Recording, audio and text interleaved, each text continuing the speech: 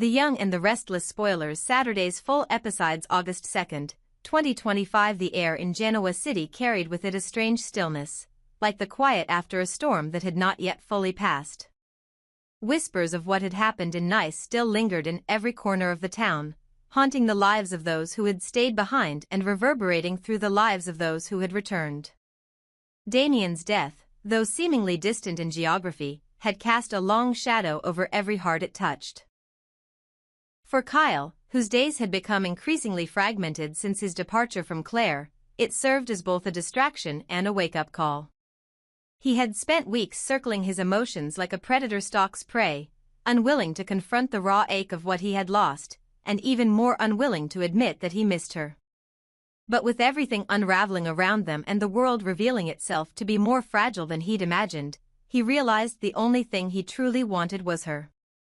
Clare. The one person who made the noise stop, the one who, despite the chaos, made sense. It was time to see her again. No more running. No more excuses. The Abbott family's return to Genoa City marked a critical turning point not just for Kyle, but for everyone who carried the emotional residue of the chaos in France.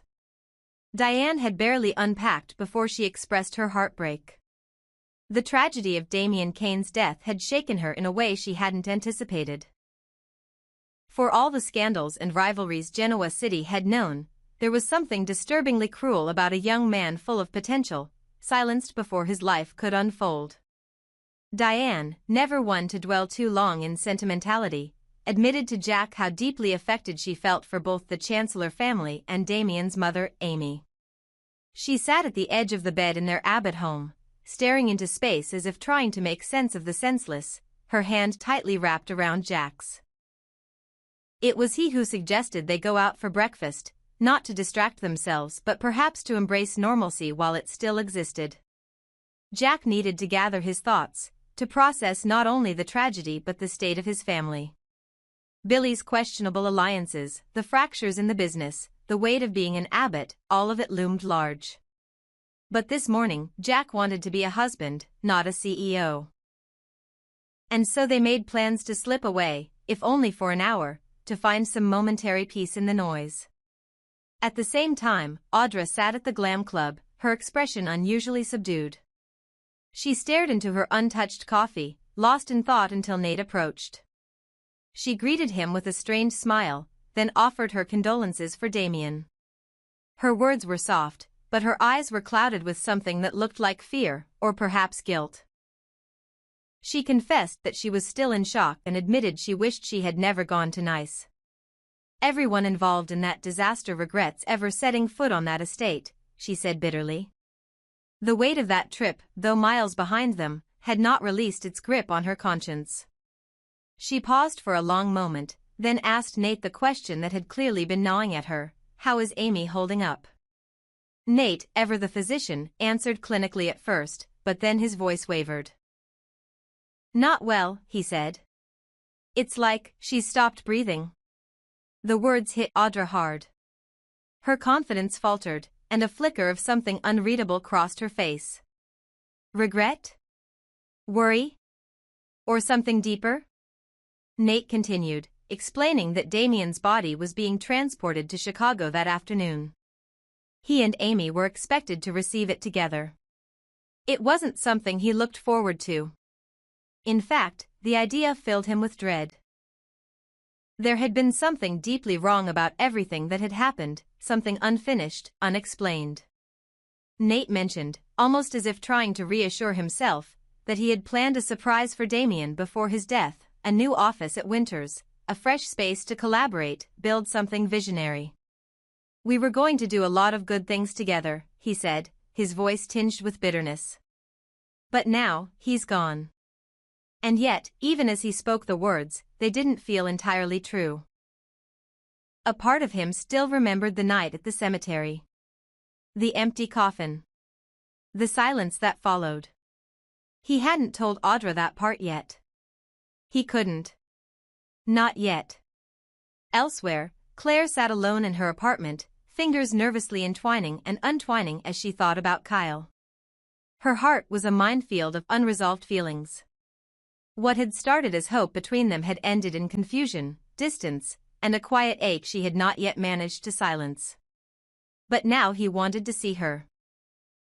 She didn't know why. She didn't know what he would say.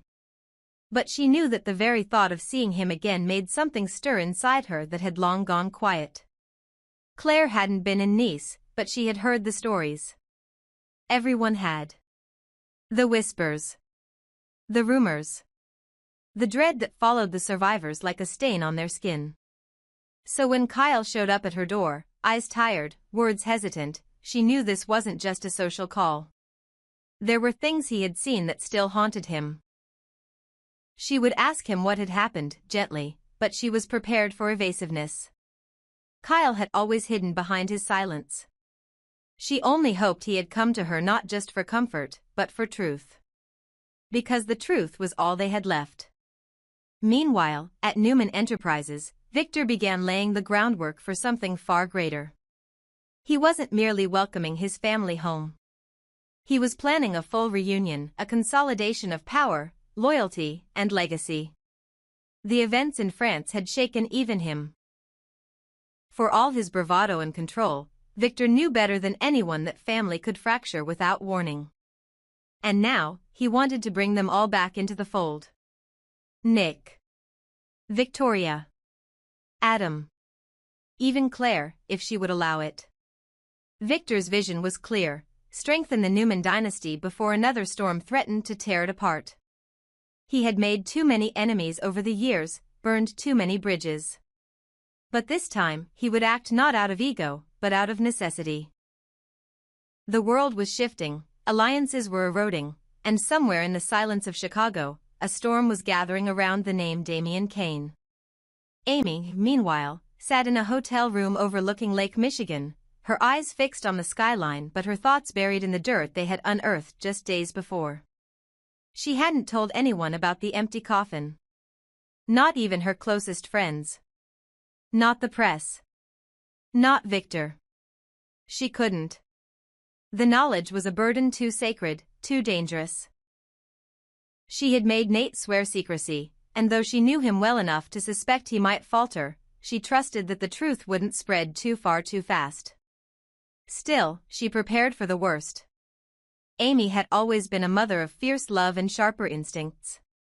And now, every instinct screamed that her son was alive, hiding, watching. She had no proof. Only silence. But sometimes, silence is louder than screams. She stared out at the water and imagined where he could be. Who he might have become. Whether he would ever return, or if the world was simply too dangerous for him to risk being seen again. Whatever the truth, Amy wouldn't stop searching. Back in Genoa City, as the day unfolded, whispers started to return to life.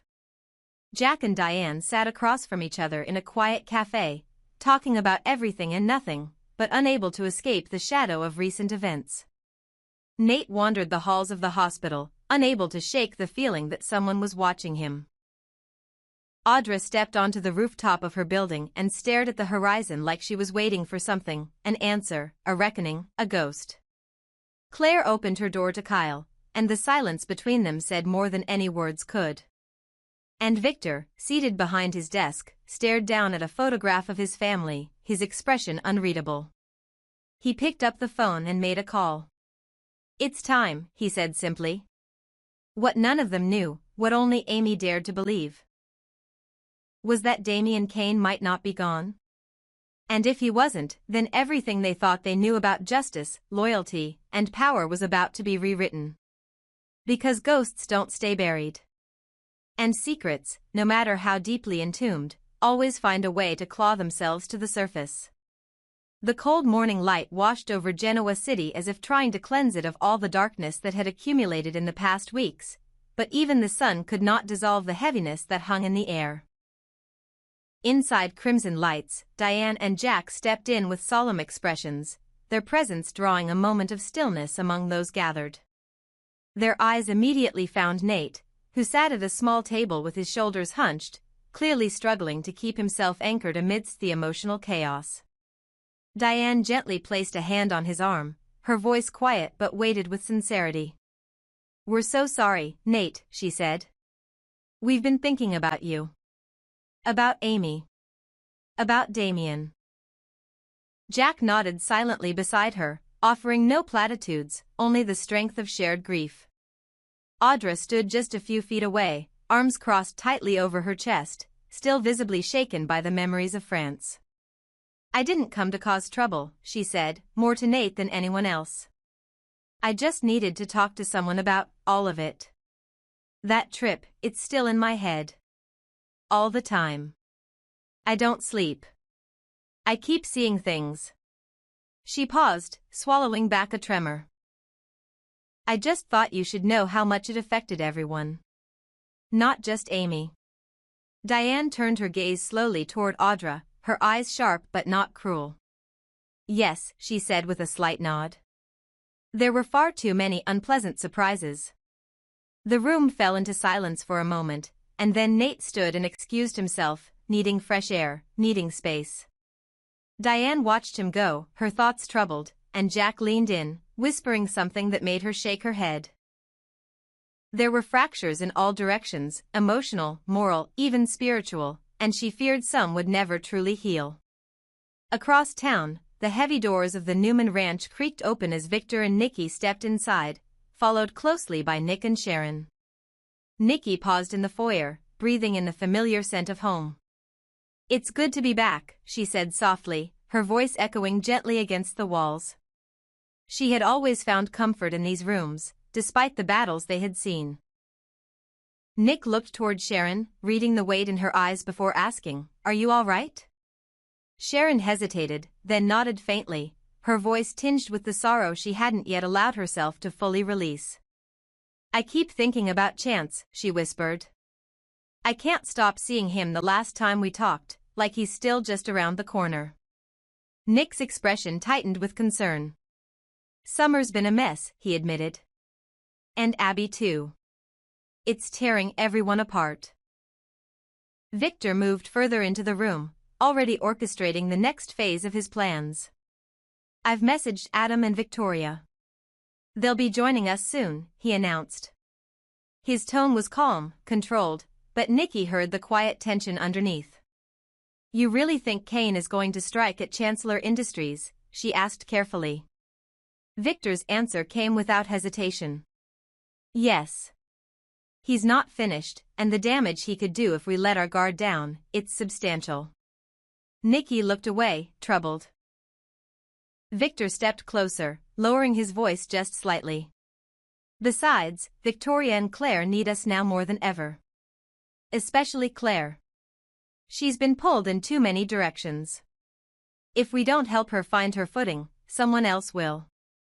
Meanwhile, at the maintenance building tucked behind the Newman estate, Victoria closed her laptop and stood abruptly. "That was Dad," she told Claire, who sat quietly nearby. "Everyone's gathering at the main house. He wants us there." Claire didn't even flinch. Her eyes remained fixed on a small photograph she had placed on the desk, a candid shot of her and Kyle, taken long before France, long before betrayal and uncertainty had begun reshaping their relationship. "I'm not going," she said softly. "What I need right now isn't a family summit. I need to see Kyle." Her voice didn't waver, but Victoria felt the distance in it, the resolve. "Claire," she said, trying to tread gently, "you know how Victor is. He's not going to see that as the right choice. He thinks this meeting matters. For all of us." Claire finally turned to look at her, her gaze clear but weary. "I know. But my heart isn't in that room. It's in the park. With Kyle." By the time she arrived, the early spring wind had picked up, sending dry leaves scuttling across the path. She scanned the open grass until she saw him, tall, still, waiting just beyond the fountain. And then she ran. Without a second thought, without hesitation, she crossed the distance between them and threw her arms around him, holding on as if letting go would mean losing herself again. Kyle was momentarily stunned by the intensity of her embrace, but then his arms found her waist, grounding them both in something that felt real amidst the chaos. I needed to see you, she breathed into his shoulder. I need to understand everything. Kyle exhaled, holding her closer. There'll be time for all that. For nice. For the madness. But right now, I just want to hear about you. In that quiet park, beneath the trembling leaves, time slowed.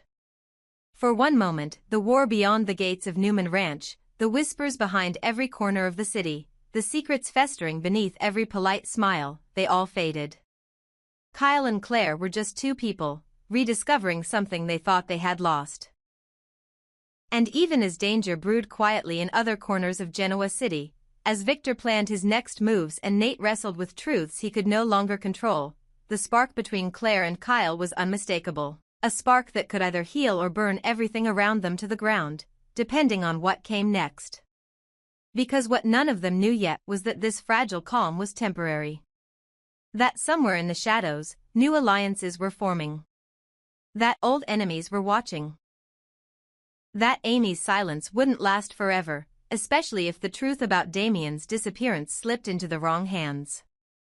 And that Claire, by choosing Kyle over Victor's expectations, might have ignited a chain of events that could either liberate or destroy the entire Newman legacy. If you'd like to continue this arc, perhaps focusing on the Newman family confrontation, Damien's return, or Claire defying Victor's control, just let me know.